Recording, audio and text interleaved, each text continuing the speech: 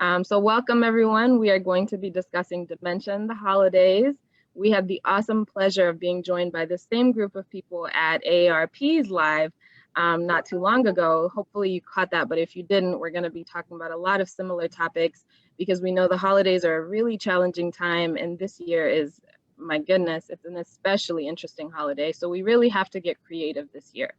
So I've got a great group of people that are going to talk to us about how we can get creative and how we can still see each other and love one another, even in the spaces that we're in. So I'd like everyone to introduce themselves, and I'll go ahead and pass it off to Mandla because I'd love for you to start. So please tell us who you are and what you do. Sure. Yeah, I'm Mandla Moyo. I'm the Director of Community Engagement for AARP right here in Indiana. I know obviously we're on Facebook, so folks are not all in Indiana, but you obviously whatever state you live in, you do have an AARP state office. So a lot of the resources that I'll share and talk about wherever you live, you'll have access to, and then a lot of them are online as well. So really excited to be here with our friends from the Alzheimer's Association, and thank you for the invitation as well. So appreciate the opportunity to share. Thank you. Dr. Wong? Hi, my name is Sophia Wong. I'm a geriatric psychiatrist. I also serve as the core leader for the outreach, recruitment, and engagement core at the Indiana Alzheimer's Disease Research Center. We're one of 31 centers funded by the National Institute on Aging, focused on Alzheimer's disease prevention, early detection, and research to discover new cures. So thank you again for having me here today. I look forward to hearing people's questions and concerns. Wonderful. And Ralph and Molly Richards? Okay, I guess I'll go first. I'm Ralph Richards. I'm one of the community educators of the Alzheimer's Association of Greater Indiana.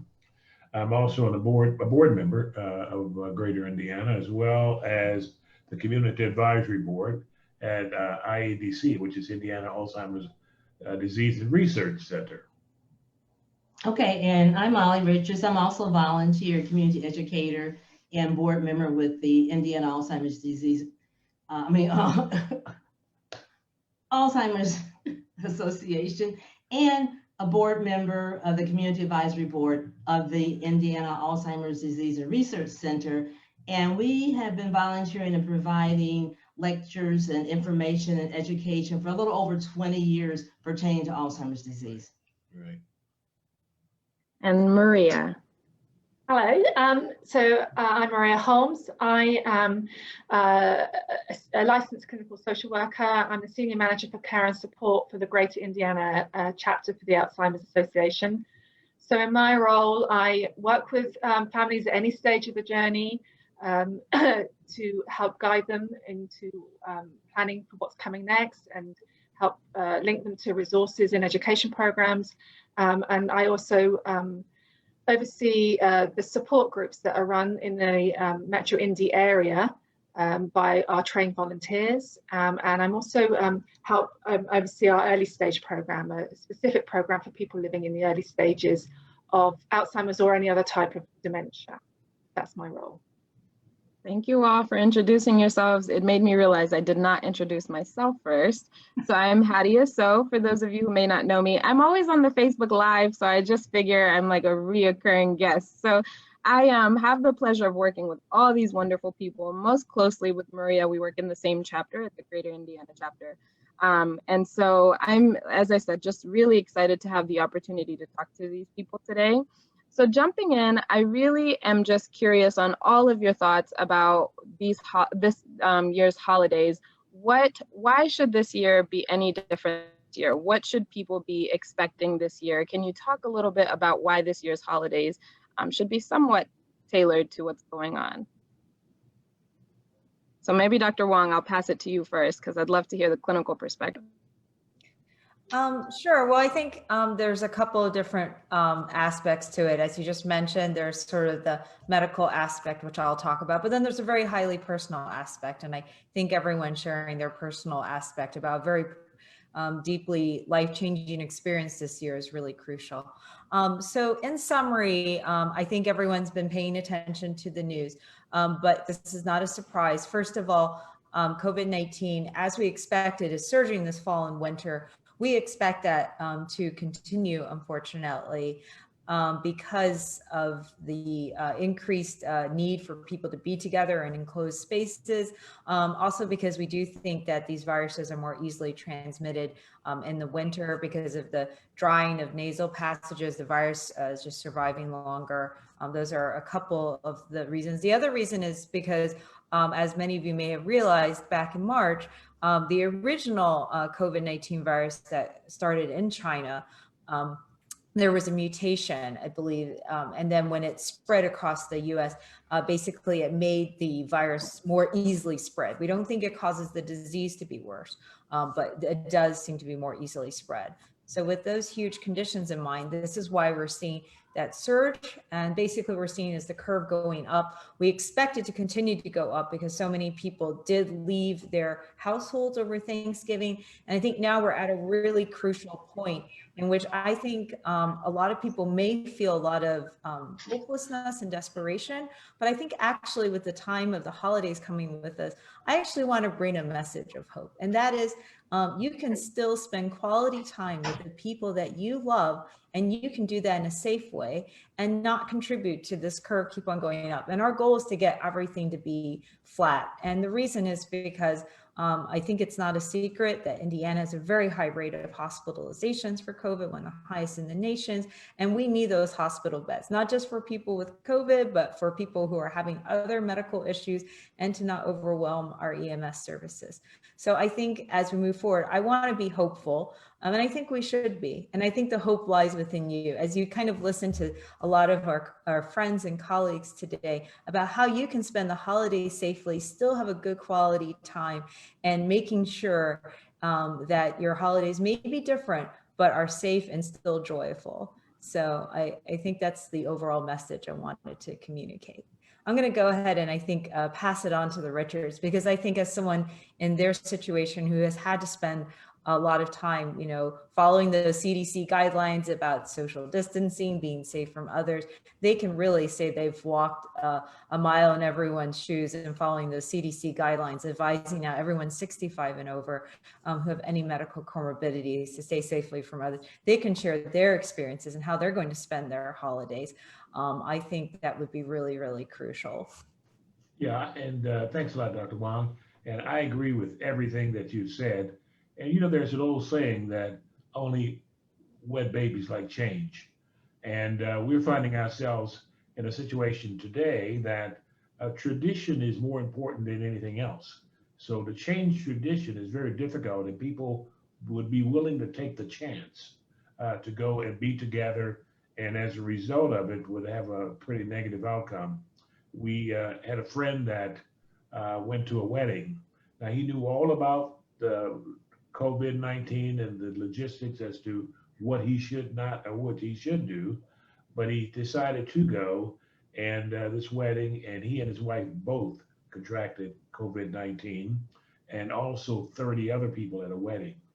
So I think when you take these risks, and I think for the sake of change, we need to be flexible enough and say, what are the consequences? If I do this, if I actually go here and meet with the family, what are the consequences? I think one of the biggest changes for the holiday is that we're not going to be able to be physically with our loved ones. And for some people, they don't understand how they can negotiate that in a safe way. And the other thing is that if you do have someone over, it's going to be it should be a much, much smaller group. It shouldn't be like we used to have maybe 12 people over for Christmas or Thanksgiving. We're not having anybody over.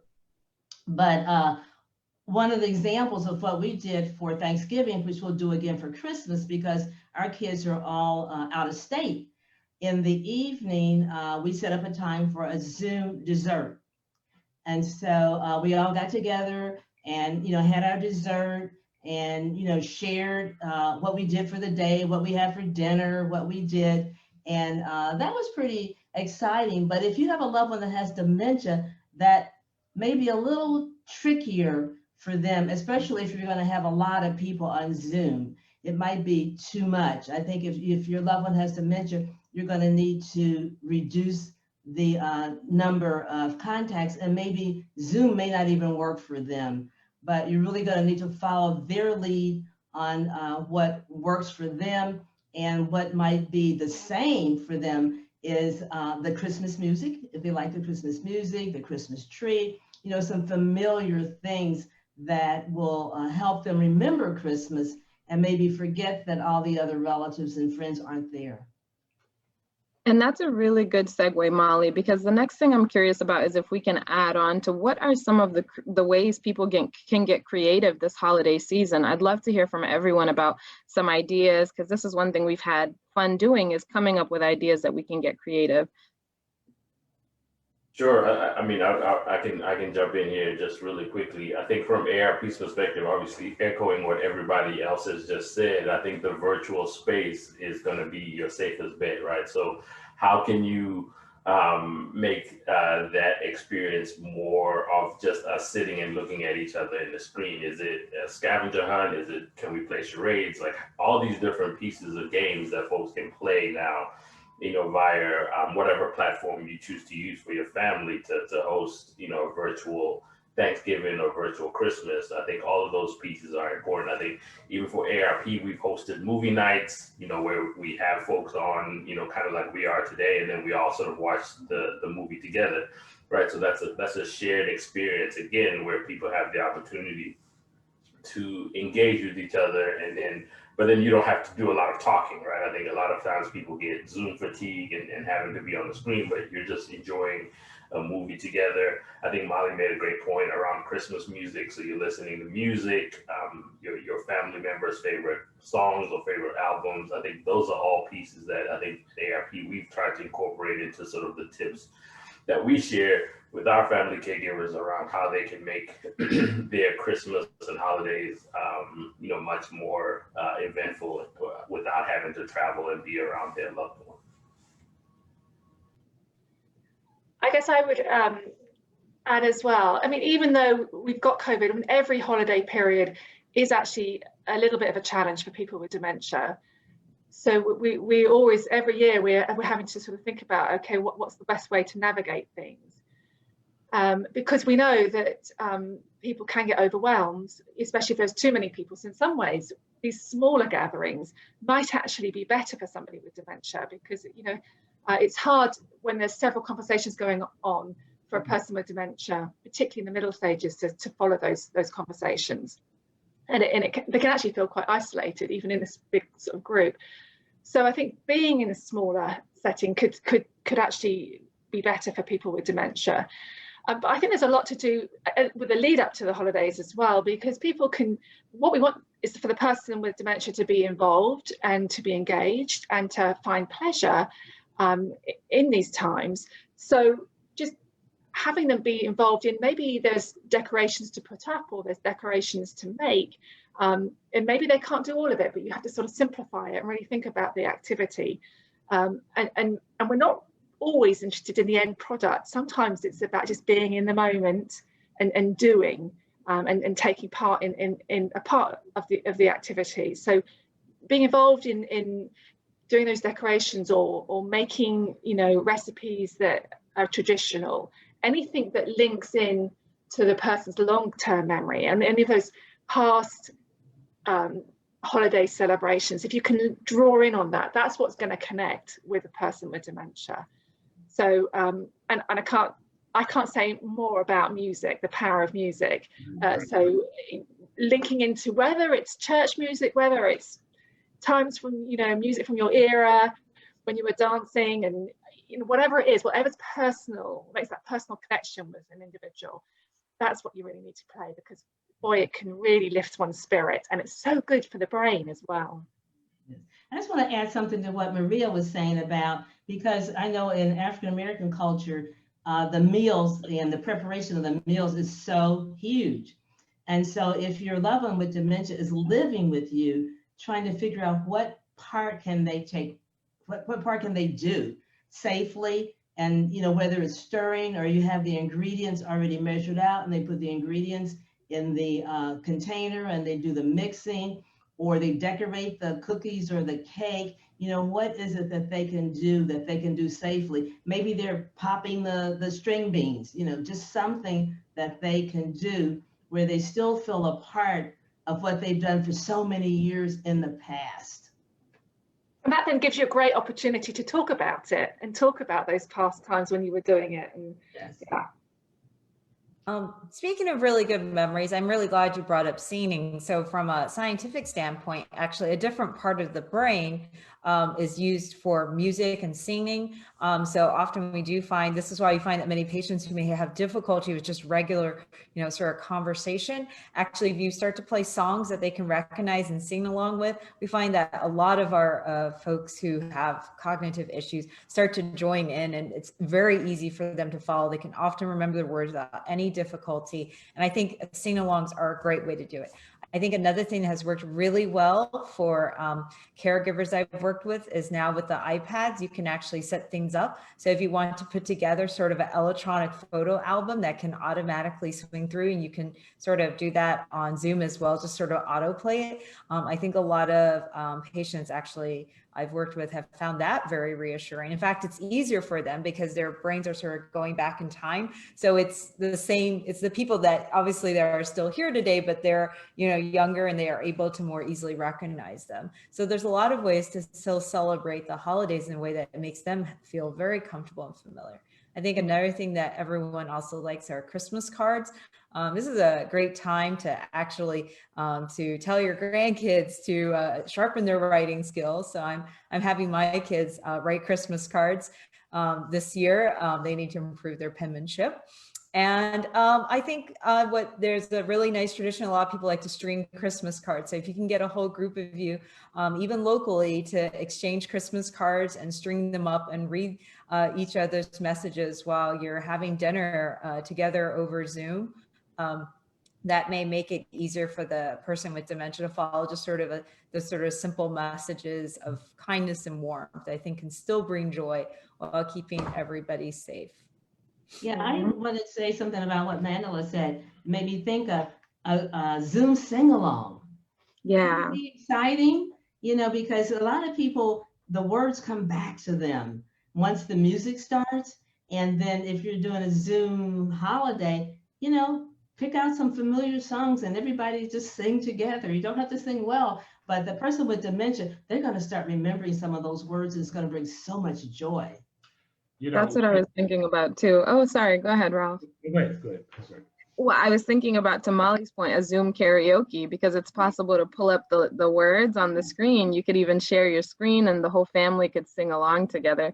So you can definitely find ways to get engaged together. I am thinking about, though, we know that there's struggles that come with having dementia, especially in these times. So can you all share what are some things that we can do if a loved one becomes agitated during any of these activities throughout the holidays? Yeah, that was bring me what I was going to say. What I hear us saying is that we should have perfect planning. And perfect planning essentially means this: all those invited to this gathering, this virtual gathering, or if it's live gathering, is they need to be educated. Educated on the loved one with dementia, and not to overwhelm them with questions, a lot of activities, and be sensitive to the sensory situation around them. If there's a lot of Christmas lights, or if there are a lot of noise or a lot of music playing, understand a person with dementia may have to withdraw into a quiet room to kind of recover and then bring them back, because they get tired very easily. So I think perfect planning is very important when we put together events like this. Yeah, I think what Ralph said about separating them, because we've had people over for dinner before COVID, and the one person that may have been in early stage dementia requested being separated. And so we found a quiet place for her to be, and a nice cover for her so she could be kept warm. She could still see us, but she wasn't there to actually hear and engage in our conversation. And it kept her quiet. But if someone is already agitated, I think that the soothing, the low voice, the calming, the understanding that there's something going on, not questioning them, what's wrong with you? Why are you so upset? Just knowing that that's what's going on and trying to figure out a way to move them to some places soothing, maybe even a little shoulder massage or a hand massage, whatever, if they don't mind being touched, whatever, that calms that person, but it's usually moving them away from the group. Yeah, I would completely agree with what both of you have said, Ralph and Molly. I think it is really essential that if you're the primary caregiver for somebody and you are going to have a few people over for the holidays, to let them know ahead of time what you might expect, what might happen, and what you're going to do, what your plan will be, so that nobody's caught surprised that somebody does need to go off and be by themselves for a bit, or that people. Sometimes we encourage people to have a room which is less overwhelming, that maybe doesn't have twinkling lights and lots of stimulation, but to maybe take it in turns to sit with that person and do some of the reminiscing that we were talking about earlier, so that they're not feeling isolated. But obviously, you've got to reach the person and meet the person's needs, because everybody's needs are different. But I think if you pre-warn family or friends that are going to come about what might happen, and also maybe some tips, exactly the sort of tips that Molly was talking about how to soothe somebody if they are becoming agitated. It's definitely about sort of pre-warning people and then following the tips that Ralph and Molly mentioned. I think that's a really great point. I think the other key to sort of, dealing with agitation is actually setting things up to prevent it. So I would not expect somebody with significant memory issues to sit in front of a Zoom more than 10 minutes. They happen to, that's great. But I think also it's about setting your expectations to reality. I think one of the things that was really helpful was one of the caregivers I worked with, what she realized was that a whole day of festivities was actually just too overwhelming for their loved one who was in moderate stage dementia. It was just too much of a change in their routine. And so what they did, which I thought was really great and actually might work really well, because I know there, even though we have said please stay virtual, I know there are some people who are going to want to get together. And so if you decide that is the pathway that you want to go after extensive discussion and weighing the risks and benefits of the situation, what you may actually want to do is just to have short visits. Less than 15 minutes is actually not considered to be a close contact. But what she did is she had people over for like brief visits, like sort of the 1 week leading up to Christmas. That way she got to see everybody, but it wasn't such a change to her loved one's routine, because that person was just the kind of person, if you changed anything, they just got upset. And that was the character of that person their whole life, and it did not change with the dementia.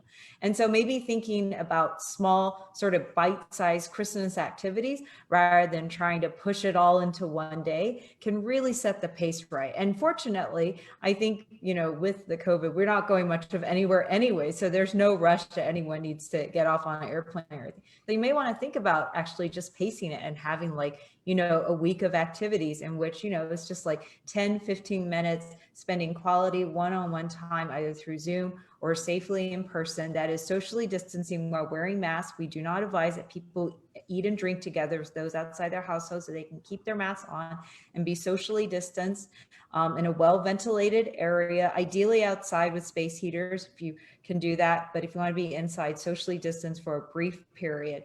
And then that could be actually a way of celebrating the holidays. And since everything's slower paced this year anyway, there's no need to rush it and throw it all into one day and overwhelm your loved one with memory issues. I want to bring up something that happened to us that can happen if there's someone that's in the very early stage of dementia and you don't know it, and they are part of your holiday celebration. This happened to us. We had friends that came over, they flew into town. We weren't living here at that time. And I didn't know about dementia then, but I did notice that the way she was dressed was inappropriate for her age. And if I had known about dementia then, that would have been a trigger for me. And then in helping prepare the meal, nothing I did was right. I mean, she criticized every single thing. She had me in tears in my own kitchen, but I didn't know that she was in early stage dementia. And Ralph mentioned that during the interactions, they stayed with us for 2 or 3 days, there was a lot of kind of maybe yelling and just being upset. So I think it's important for the early detection for someone that's coming to your event that you don't even know may have dementia, to kind of keep some of those things in mind, because I think maybe if I had known about dementia, I might have not been in my kitchen crying when she was so critical of every single thing that I did. Just a little side note. And we were not the caregivers. We were just entertaining them. Just friends. So you can imagine what the caregiver must be going through. And I would always say that caregivers should spend a lot of time caring for themselves first. That essentially means this. They could have what we call caregiver stress. And some of the ways you can recognize caregiver stress is that they may at times be angry. There may be social withdrawal at a period of time, anxiety and depression. There may be exhaustion exhibited, as well as sleepiness because you're not getting enough sleep, or irritability, or lack of concentration, as well as health issues that may be exacerbated. But I guess the whole point is that the caregiver should get enough rest in preparation for that next day. That's so important, Ralph, that caregiver burnout piece. And I really want to touch on that because I think we think a lot about our loved ones with dementia because, of course, they may be more inclined to get tired, but we don't talk very much about caregivers. A lot of caregivers may forget themselves. It's easy to when you're caring for someone else. So I'd love to hear, especially from Mandla and Maria, a little bit about caregiver burnout and some of the resources that caregivers have for themselves and how they can take care of themselves this holiday season. I did want to sort of build on what Ralph and Molly was saying, because I think also when people come to visit, or even if it's a short visit, sometimes they'll pick up things. And if they haven't seen someone for a long time, they're going to notice changes. So we have this 24-hour helpline, 800-272-3900. And the numbers of calls do tend to go up in January, and it tends to be after visits have taken place. And people are suddenly saying, actually, mum's really, really stressed, or, dad's really declined, and I just don't know what to do next. So I think if people experience that, then I really recommend that they call our helpline number, because they can talk through what they've seen. And then the idea is that they come up with a little bit of a plan about what next. Okay, what will be the next step? What more can we do to either help the person with dementia or the caregiver? And you're absolutely right, the caregiver stress is huge. And it's so hard sometimes to find a time in the day to take a break. But we know that caregivers, do get burnt out, and that their ability to care is obviously going to decline as they get more and more exhausted. So we can't say enough about the fact that people do need a break in these roles. And sometimes, even if it's a little bit like when if you've had children and you've got this baby and it decides to have a short sleep in the middle of the day, and parents and the mums tend to think, oh, I'll go and do all these chores whilst the baby sleeps. Well, in fact, you need to just take some sleep yourself. So I sometimes think with caregivers, if their loved one has taken a nap, then maybe it's okay as a caregiver to take a nap at the same time. And sometimes all you need is a sort of 30-minute just rest and switch off and a little sleep to just give you an energy boost to get through the rest of the day. So I would also say it doesn't happen necessarily in a moment, but also I would really encourage people to join a support group, a local support group, because that provides you hear from experts, and the experts are people living with people with dementia. They are the experts. And you'll often hear and learn from other people about what works for them, and maybe some tricks and some ideas that may help with that caregiver stress. And it's also a great space to go and just let off steam and let people know how you're finding things and how difficult it is, because everybody in the room will get it. because they've all had similar experiences. So on an ongoing basis, I would really recommend that as well as joining a local support group. All our groups are virtual at the moment. We love it when we're back in person because you can just rock up to a support group, don't need to register, you can just turn up as and when you need, but currently they are online virtually. Yeah, sure. So I would just echo everything that Maria mentioned. But I think one of the things that we always sort of talk about with our Prepare to Care guide is building a team, and that just also means having somebody that who can tag in for you. And I think it's difficult right now, right? That our circles are smaller.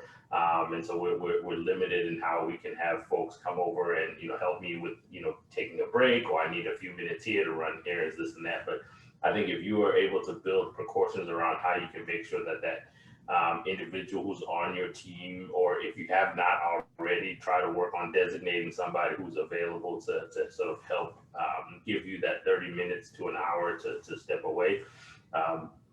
We've all, a couple of us or all of us at some point have ridden an airplane, and they tell you, when the airplane starts going down, you got to put your oxygen mask on first. And so I think that's the model that we want to use at AARP as well, is that you need to make sure that you're taking care of yourself.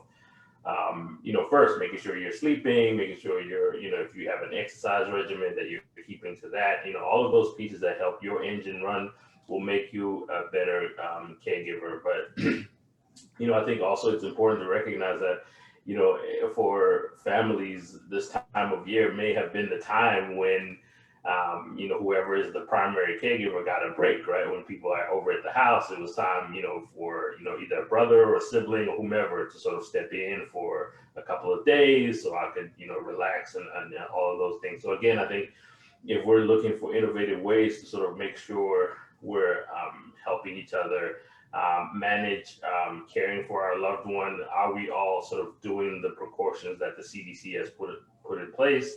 And if we're at home and visiting, sort of like Dr. Wong mentioned about wearing our masks if we haven't been in the home for a while, or if your loved one is in the nursing home, making sure that you're staying in contact with that facility and making sure that you're able to visit them virtually.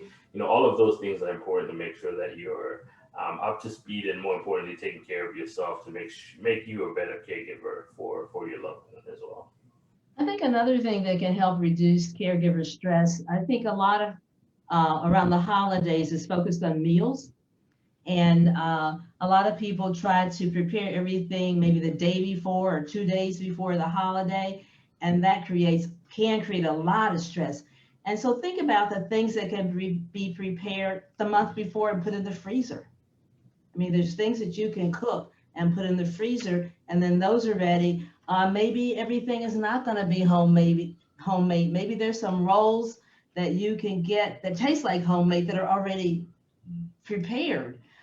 Maybe there's a family member that can bring a dish over. So that's one less thing that you have to prepare. But think about spacing those things out, because trying to prepare 5 or 6 dishes to cook the day before or the day of the holiday, I mean, that produces a tremendous amount of stress. If those things can be spaced out, that might be helpful for the caregiver. Yeah, and further, as we talk about caregiver stress and how to manage it, we want to be realistic about what we can do and what we can't. We can't overdo everything, and we don't have to be apologetic.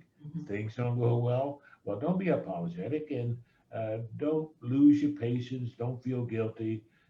You can't do everything, as we've mentioned, on your own. So it's very important that we can't control stress. We can only manage it. And many times you may have to consult with your health professional first, and before you go into all of this deep dinners, just to confer with them and see if there's something else you should or should not be doing. Yeah, and I would say, 2020 is also the year of like tapered expectations, right? Like this year is going to be a wash at best for a lot of us, and I think that's okay. I think settling in your heart that 2020 is going to be a unique year, and I think that's okay. And I think that's to just echo Ralph's point. I think that's the mindset that we have to have, both as just individuals and then as folks who are caring for our loved ones, that this year is different, and we should all sort of taper our expectations, sort of help reduce that stress, right? Molly mentioned cooking earlier. If everybody got together last year and we all cooked like 6 hours before the dinner was served, maybe that's not the game plan for this year. If we all ate the same thing, maybe you switch up the menu, make it a lighter menu. And I probably get a lot of comments about this, but maybe we get something we eat out, right? Like we don't necessarily have to cook everything, but maybe we can sort of rely on other family members or other folks who are in the restaurant business, help a restaurant out, right? We know a lot of restaurant owners are in need. Maybe we have them cater our meals for this Christmas or this past Thanksgiving. I think those things are things we need to consider ourselves, just to make ourselves less prone to stress or managing stress, to take a point from Ralph's comments earlier.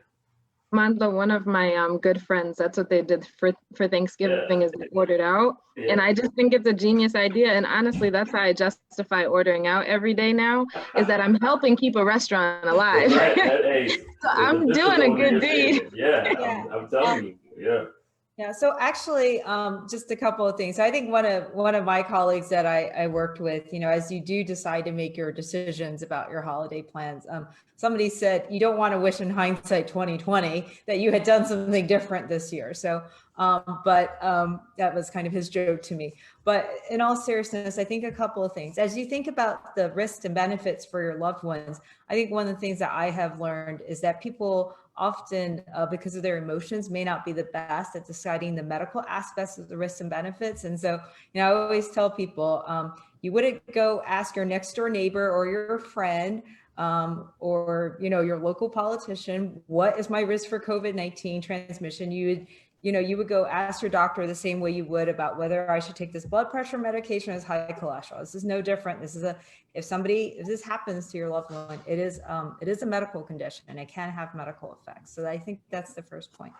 I think the second thing is, I think the meal restaurant thing is great. I think another idea that worked really well is another family I worked with. They organized a huge meal exchange, and everybody made their own favorite dish. And then they divided it up, and then they left these really nice messages. And they took photos with them in the house, sort of waving with they took a selfie and they sent it to them, so that way they knew their food was being delivered for Thanksgiving. And I think that's a great idea to do for Christmas. So you have an opportunity to kind of say hi and leave a personal message. And it was a chance for people to get out of their house safely, driving in their car, but at the same time feel like they're getting out and doing something that they love while staying safe and socially distancing. I thought that was another great idea that worked really well. And so I think they had like 6 or 7 sort of neighbors / family members that they did a huge sort of meal exchange for Christmas. And that worked really nicely for them. So they had all the variety of the Thanksgiving meal without the pressures and risks of in-person gathering. And then I think they all wrote each other notes and texted each other and all that afterwards about how their meal went. So that's another idea you could also try out for Christmas as well, if you prefer home cooked meals. It's also a way of socializing. So. I love that idea, Dr. Wong. That wasn't my idea. That was my caregiver's idea. See, this is why you need to go to the support groups. Right. I'm not going to take credit for an idea that isn't mine. So this was a really smart caregiver of mine. She was one of those super organized people with like those calendars that every single thing is like planned out. So she was one of those really organized people. I thought that was a great idea for her.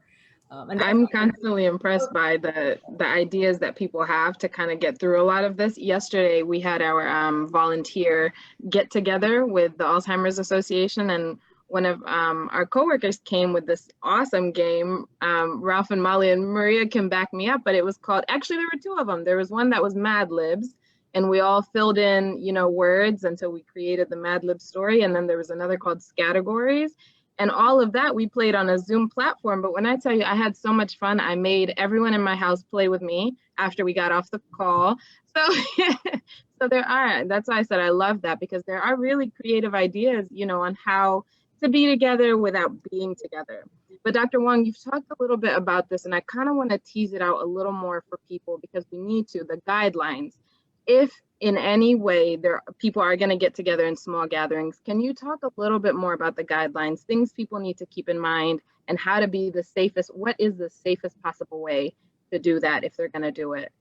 Right. Well, I think that's a great question. So the guidelines seem to change every week, which is why we have to keep on updating people. So I think the first piece of, I guess practical but good news is that the CDC did, I believe, revise their quarantine guidelines from being a straight 14 days, and that if you quarantine for 7 to 10 days after exposure, which if you did travel outside of your household for Thanksgiving, you are considered to be at risk for infection and should act as if you are at risk. If you have a COVID negative test at that end of 7 to 10 days, then I think that is a much better, that's essentially the end of the quarantine, which I think is good. I think it was very impractical for people with jobs and lives to quarantine for 14 days. Having said that, I think a lot of people went on the assumption, if I test negative, I can go fly across the country to see my loved one or go even visit down the street. So a negative test is not, no matter when you do it, a negative test is not a, it's not a card to just do whatever you want. You still need to wear your mask and as much as possible socially distance under the given circumstances. So those precautions still hold. Again, social distancing is the most effective, but if people are going to be around each other, we do encourage being around ventilated areas. So I know it's very challenging with the cold, but being, outdoors if possible with space heaters has worked well, or if you need to be indoors in a well-ventilated room. The studies are very clear. The transmission happens in settings in which people are taking off their masks. So this is not a huge shock. Restaurants, places where people are consuming or drinking, you just have to take off your mask. And when that happens for a period, then people start to share the same air, as they say. And then you end up having the virus. So I think that's something important to keep in mind. But I want to emphasize again what I said is, take a look at the CDC website to see whether you're a person at risk. I think one of the biggest issues I run into is that when I start talking to people, they don't think they're at risk.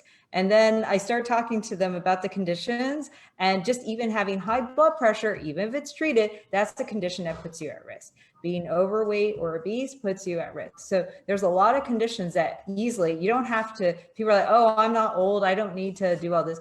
No, having even any of like simple medical conditions like that can put you at risk. So I encourage everyone to take a look at the CDC website and make sure that you don't have any one of those conditions that put you at risk. And it may not be what you expect, but I really urge people to get educated. Or if you have questions, to call up your primary care doctor or physician and really ask them, what is my risk? And, for your loved one, to ask them what their risk is. We know that the risk assessment is best done not by you, because who doesn't want to go off and do whatever they want? It's best done by an objective third party at the same time who understands your personal medical history. So deciding whether you're at risk is not a personal decision. I tell people it's a medical decision. So get professional medical advice as you make that decision for the holidays. And it can also get you out of the situation that we went back into. It's like, my such and such is telling me I should fly across the country because it's been, 12 months and how dare you desert me, blah, blah, blah. If you can say, well, such and such doctor says flying mom across the country is a very dangerous thing to do, you've gotten yourself out of that really sort of weird bind. And I really urge you to have a doctor, quote unquote, write the prescription to your relatives. And this is what I do as a doctor. I have often people, caregivers coming crying in tears saying, I'm being pressured to do such and such pre-COVID. And I was like, I just write it down and say, this is not good for them. They should not drive 12 hours in the car. They can't tolerate, they have too much, too many, there's too much agitation. They have to have their diapers changed. This is an unsafe trip. And I write it for them and they feel better taking a picture with their phone and sending it to them and said, the doctor signed off. The doctor said we can't do it. So that's actually kind of our job as doctors, to also help protect caregivers. I think that brings us to the final point that I want to make, is that Molly mentioned she had a really great friend who, I guess she wasn't aware had dementia and may not have been diagnosed. We know a lot of people are getting undiagnosed at this time, unfortunately, because it's very hard for people to access care. I encourage you, if you do have concerns, if you observe things either through your phone conversations, through your Zooms, through your in-person interactions over the holidays, to give us a call at our center, area code 317-963-5500, and we can get you set up. We can help you get connected to a clinician to get an assessment. Once again, that number is area code 317-963-5500, or you can email us at iadrc@iu.edu, and we can work with you to get connected. Because I think getting that clinician assessment is really, really crucial.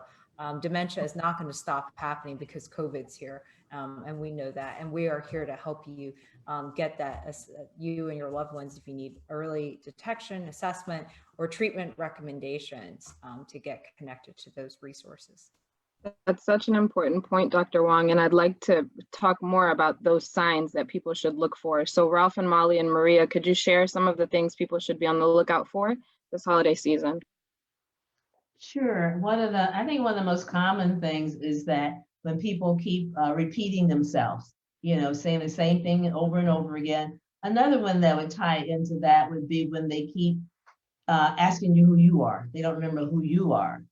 And or they keep calling you by the wrong name, or they seem unsure about where they are. They're looking around the room and they're like, I've never been in this house before, and they were, there pretty frequently. That's some of the ones. I'll let Ralph and Maria ask. Yeah, and also being argumentative.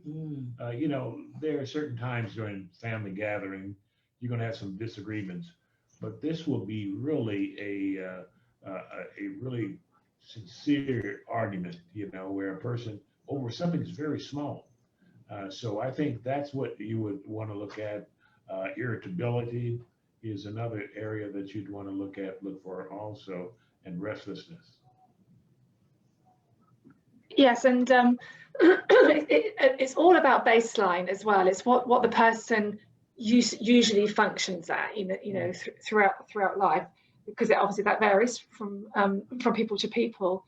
But if you're seeing that someone is really struggling with an activity that they could do, habitually without fault, there's always something that they've been able to do, and you're starting to see that they're actually struggling to see the activity from beginning through to the end. Maybe they're getting a bit distracted, or maybe they're making some mistakes. That can be a red flag. As Ralph Molly said, some personality changes can be indicative of something's not quite right. Changes in mood, or if they are a bit more irritable, as Ralph mentioned, or if you're aware, and especially during discussion and conversation with caregivers, is if you're or not necessarily caregivers, but partners, if you're aware that they're starting to make some errors in their judgments. Maybe they're giving more money away to charity than they can actually afford, or that they actually ever did before, or sometimes it's just like odd behaviors, or if you're seeing maybe some errors in driving and that never happened before. So, and you don't need all these symptoms, but if you're seeing a few and you're just not sure, that's the time to definitely do, as Dr. Wang says, is to get checked out, because it could be something remotely different. It could be something that's treatable. It could be, a thyroid issue or an infection, or, so you really need to know what you're dealing with. And it blows my mind sometimes, because if it was anything else, if it was a physical condition, we wouldn't second guess ourselves. We would go and seek medical, a diagnosis and assessment.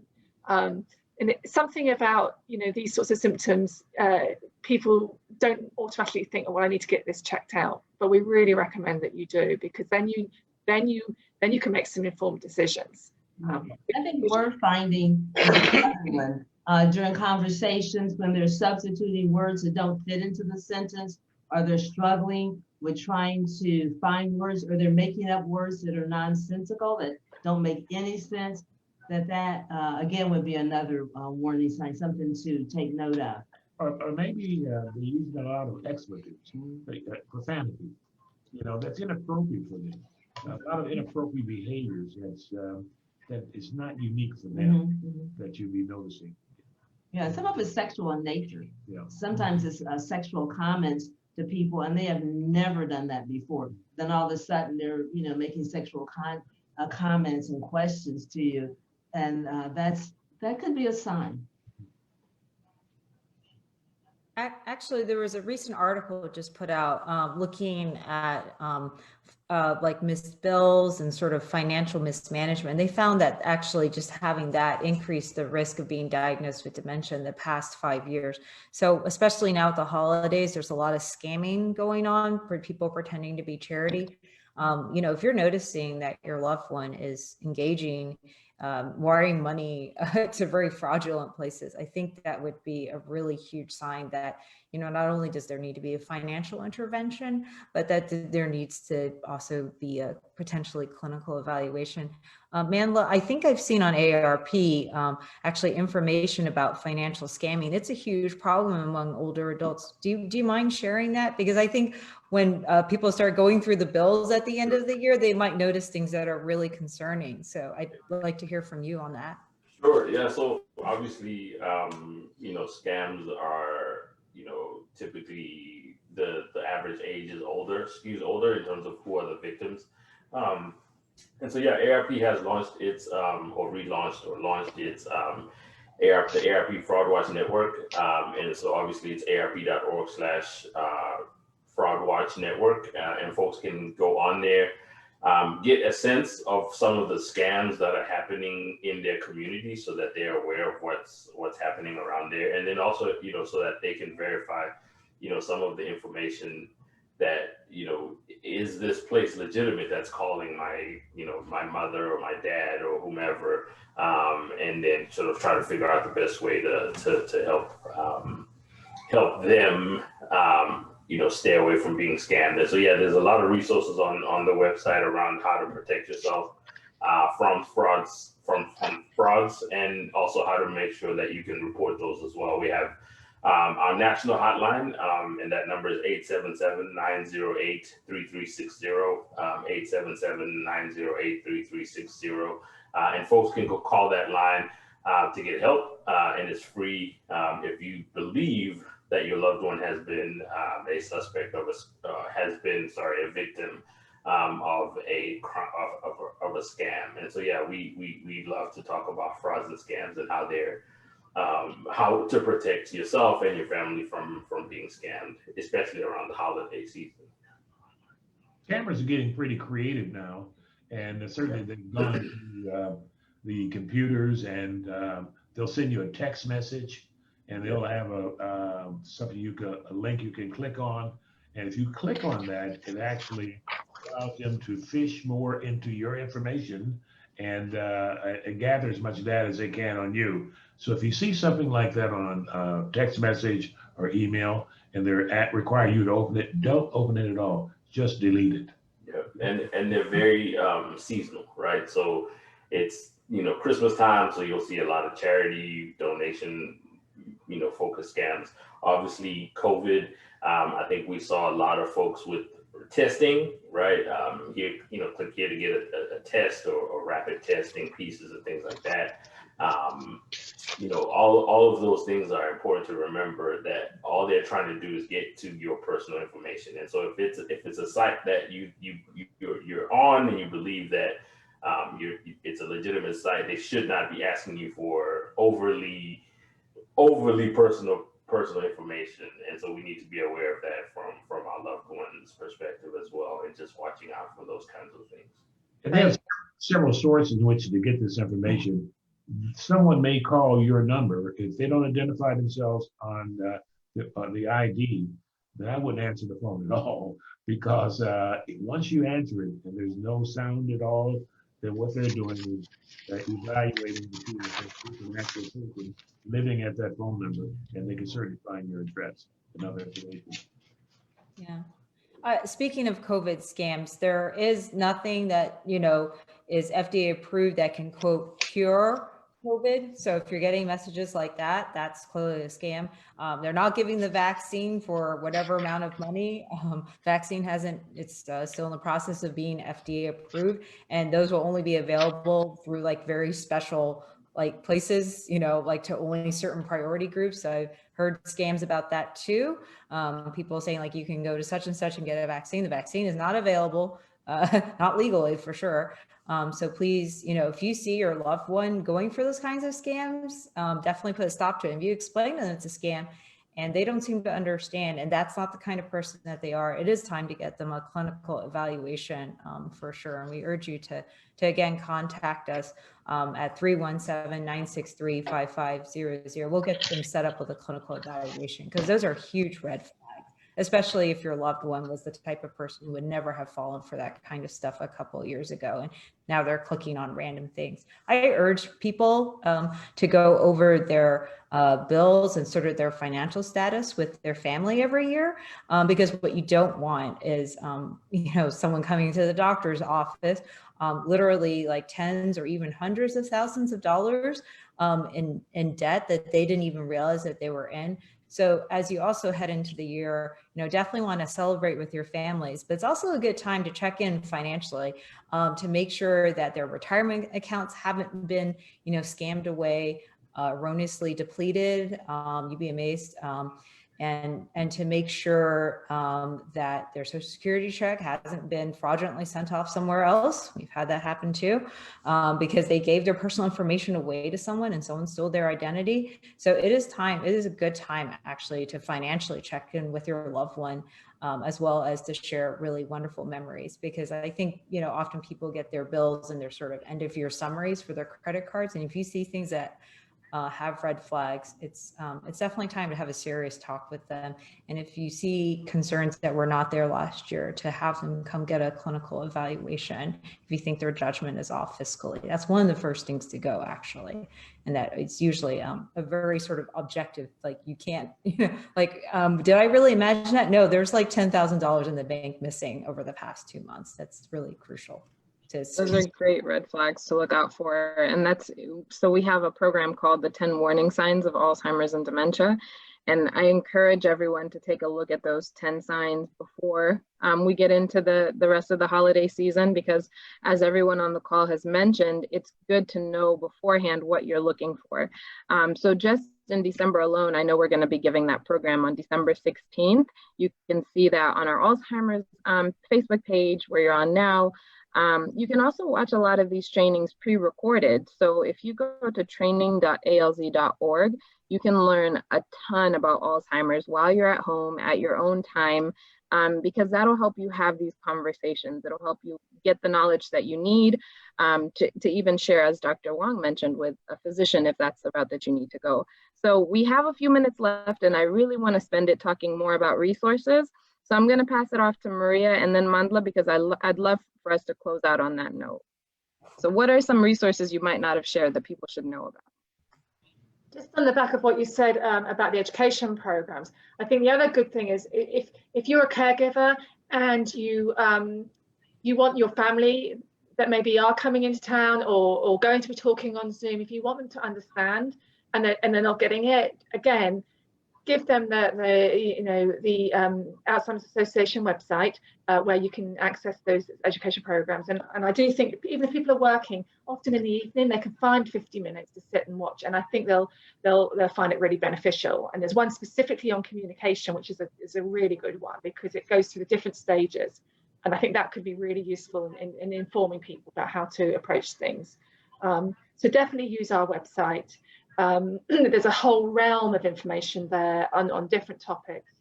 There is part of the website is specifically for people in the early stages, very interactive, and it's been designed by people who have been living in the early stages. So really encourage people for people with a diagnosis to look at that as well.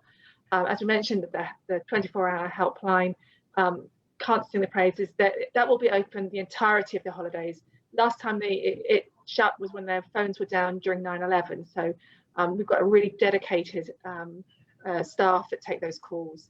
And if necessary, you can speak to a master's level social worker. So even if it's a small question you have, or a broader question, or you're in the middle of the night and you just had enough, there is someone there that understands and they can give you some practical advice.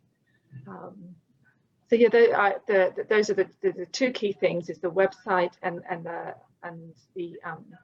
helpline number. I'd really recommend. Heidi, if I just had one thing we have a lot of things we can walk away with this today, but there are a couple of things I'd like to mention, three, I should say, is that as we go through this season here, is that to make sure we're keeping at least at 12 feet distance or more. And also, we want to watch how many people that we're around. We want to certainly wear our mask. And I want to just to say this about the mask. The mask to be worn that covers the nose as well as the mouth. If the mask is drooping down below your nose, you know, I call it a piece of jewelry is what it is, because it's not protecting anyone at all, and certainly not protecting you. So I think those things are certainly important. Those people 65 years of age and older should reconsider going out at least for the next 90 days, because we feel that things are going to get very challenging. Yeah, and then just from our end, I'll share three really quickly. One is, if you're not already a fan of the AARP Indiana State page, do so, like our page on Facebook, as well as whatever state you live in, like that state page. They are doing a lot of couch concerts. A lot of my colleagues across the country are doing couch concerts. You can, yoga, and then educational information, videos like the conversation we're having today. They're all housed on those sites because we've all had to go virtual. And then the second piece is AARP.org/nursing home. We know that we've talked a lot about, folks and family members at home, but I know there are a lot of caregivers who have loved ones in long-term care facilities, and they have been obviously hit the hardest with COVID. And so we have some resources and information on that space in terms of what questions folks should be asking their long-term care facility provider, and then how they can sort of equip themselves to be, best prepared to help their loved one either transition out of a nursing home or transition into a nursing home. And then finally, our Prepare to Care guide. We've talked a lot about, how can you, finances and information, that you need, building your team, taking care of yourself. AARP put all that into our Prepare to Care guide. So it's AARP.org/caregiving. And you can find our Prepare to Care guide on there. You can download that for free and have a copy of it, and you can look through it and help you with you're starting a journey, in the middle of a caregiving journey, or you're a seasoned veteran. We have a multitude of resources that you can use to sort of help you sort of survive or thrive during your caregiving journey. So those are the three sort of pieces that I'll share. Thank you, Menla. And you said the really important word, free. Yes. It's important for everyone to know that most of these resources are free, and that's why we keep doing our best to make sure you all know about them. Please reach out to us, all of us. Dr. Wong has shared her information, so have Mandla and Maria. Please don't hesitate to call any of our numbers, to email any of us as you need. I did want to add that we have the Community Resource Finder, alz.org/CRF, and that's where you can find most of our free resources in any community that you live in. You can type in your zip code or your family member's zip code and find information about all the people on this call and those who are not. So I want to thank everyone so much for being on this call today. I know it'll be helpful to people tuning in. So I wish you all a happy holiday season and a safe holiday season. Thank you. Mm-hmm.